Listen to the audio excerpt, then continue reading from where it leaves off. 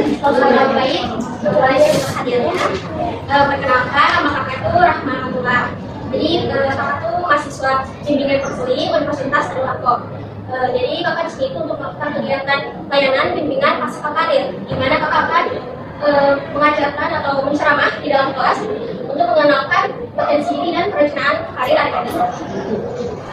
Jadi sebelum kita mulai ada baiknya kita berdoa. Kira-kira siapa yang mau pimpin doanya? Kelas. Boleh kelas pimpin doanya.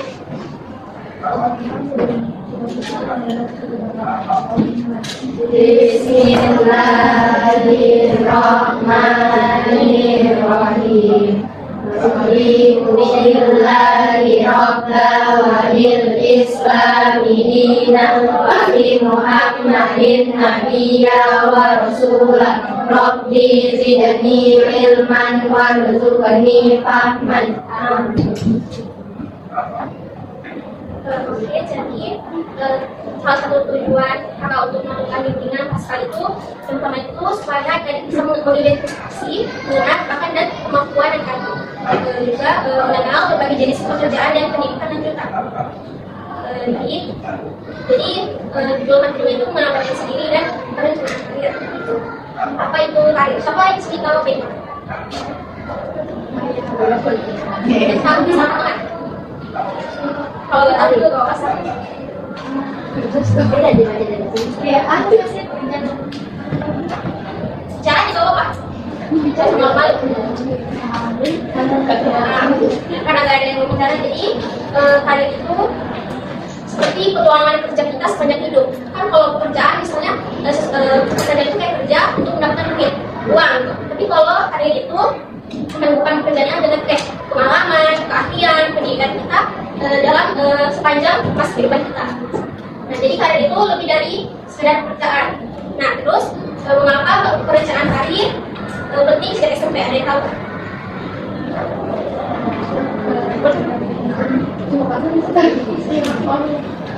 Nah, jadi dengan nah,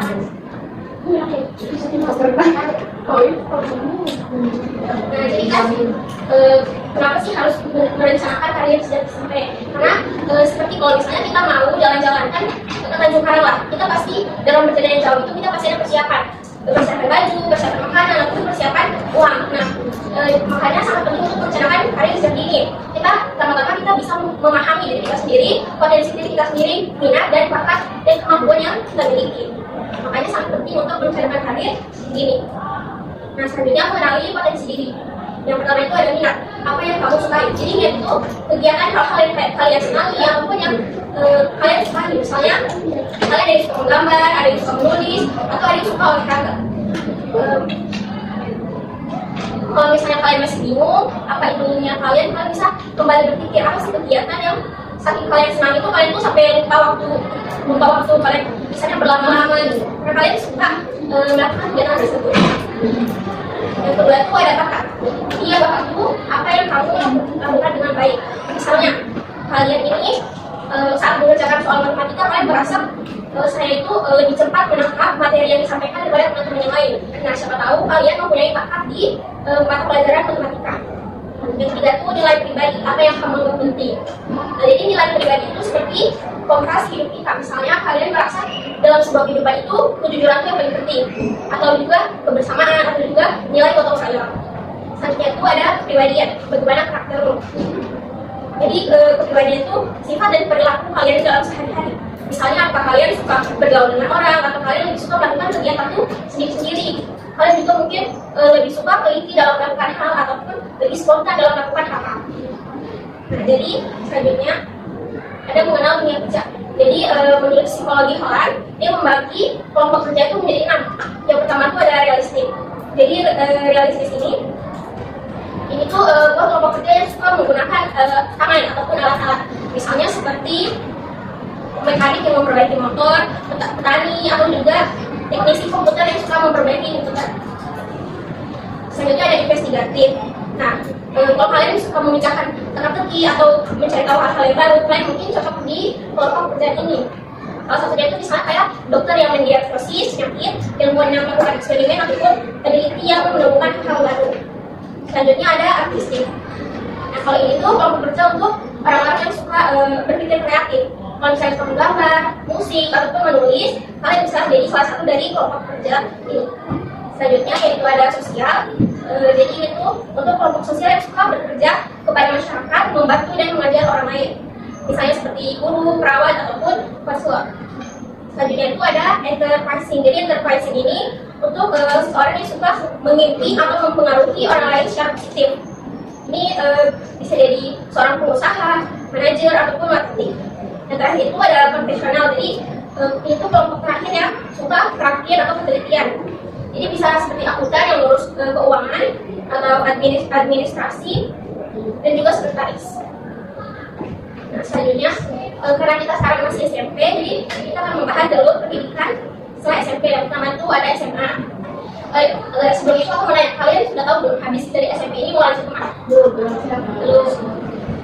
Karena memang belum tahu yang mau jurusan apa itu, belum ada pikirannya. Ada.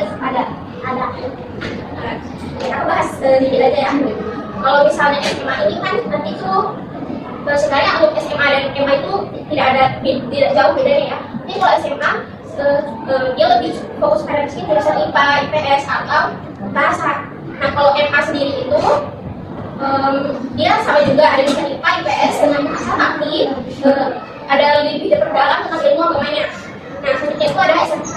Nah kalau SMK ini dia tuh belajar tentang keahlian. Kalau misalnya kalian mau jadi lulus, jadi lulus tepat, kalian masuk kerja bisa ambil SMK. Karena SMK itu contohnya nih, kalau kalian menjadi chef, kalian bisa ambil tata boga dari situ, kalian akan mempelajari keahlian memasak dan sebagainya. Lalu yang terakhir pondok pesantren. Ini juga sama aja sebenarnya kayak SMA. Lebihnya mungkin kalian bakal di asrama dan banyak mempelajari tentang agama. Nah, selanjutnya itu ada keterampilan di abad 21. Jadi banyak keterampilan yang penting yang kita bisa pelajari agar kita tidak kalah saing dengan orang-orang lainnya. Yang pertama itu ada berpikir kritis. Jadi itu ini tuh kepribadian ya, kemampuan untuk menganalisa sesuatu dengan cepat, menanyakan hal yang kamu pelajari dan tidak langsung percaya begitu saja. Karena seperti kita tahu kemajuan teknologi ini membuat banyaknya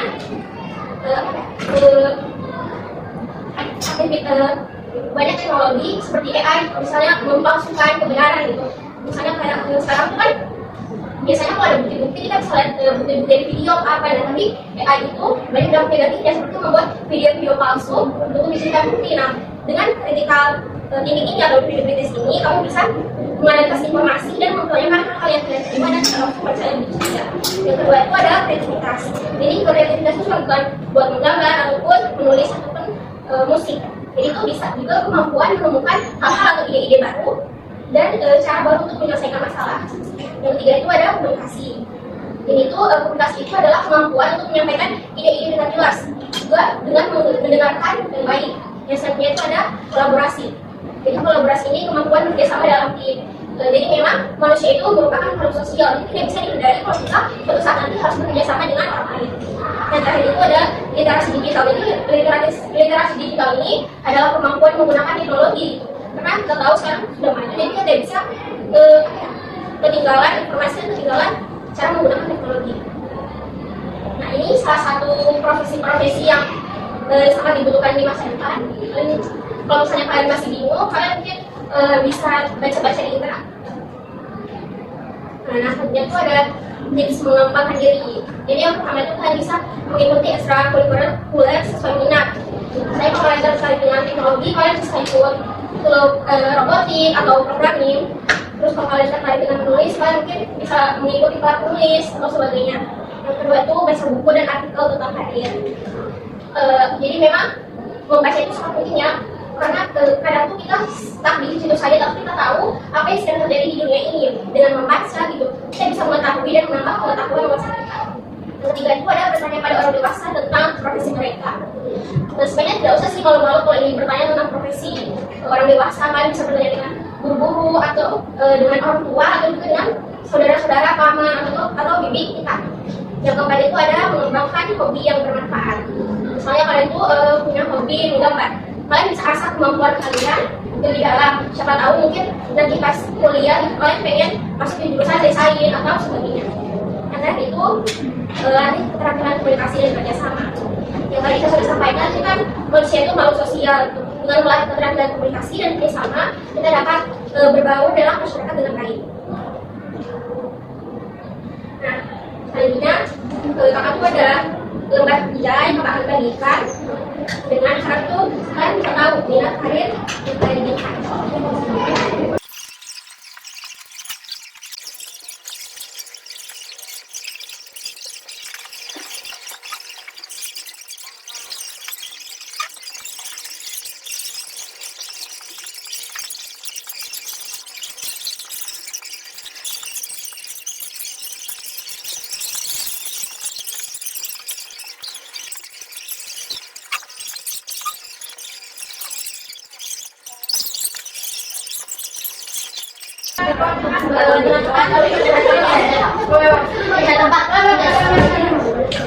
Ini punya udah mati. Jadi kayak boleh minta satu perwakilan nanti yang baca. Satu atau dua orang. Satu kelas. Ini baru selesai. Selesai kedua. Itu ya. Yang baca udah selesai. Lagi kak. Makan berapa juga? Saus sudah selesai. Wow. Bacanya cuma yang bagian refleksi dia dibaca. Masih yang enak saja. Oh nggak ada.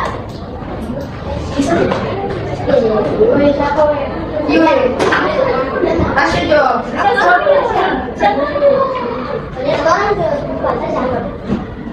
Mana ya udah?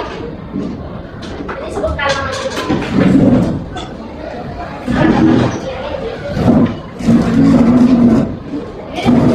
Bukan yang bagian refleksi diri itu maksudnya.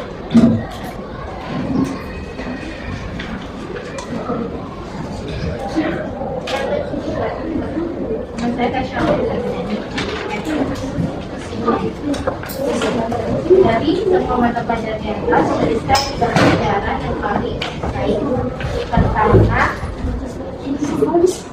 matematika Ibrahim terus berdasarkan pilihanmu pada pekerjaan yang menantikanmu, bahkan tiga pekerjaan yang paling kamu minati. Sama penulis, seniman atau pelukis, itu atau tiga, berikan alasan mengapa kamu tertarik pada pekerjaan tersebut. Karena saya mempunyai bakat menggambar dan juga menulis. Menurut pendapatmu, apa kelebihan dan kemampuan yang kamu miliki yang mendukung cita-citamu? Aku dalam menggambar membuatku percaya aku juga menjadi arsitek, seniman atau juga penulis. Karena menulis dan menggambar itu mendukung.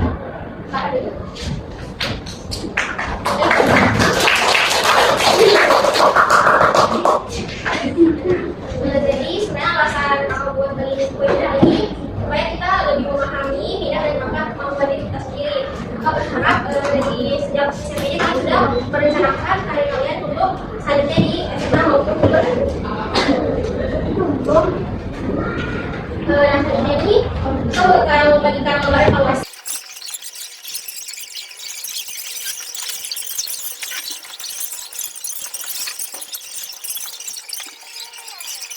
Sudah semua tadi kita bagikan. Terima kasih Allah, kegiatan kita sudah berakhir. Maka ucapan banyak terima kasih karena sudah aktif berpartisipasi dalam kegiatan ini. Jadi sebelum kita tutup, mari kita bersama-sama yang menjadi kelas. Boleh ada lagi setelah. Bismillahirrahmanirrahim.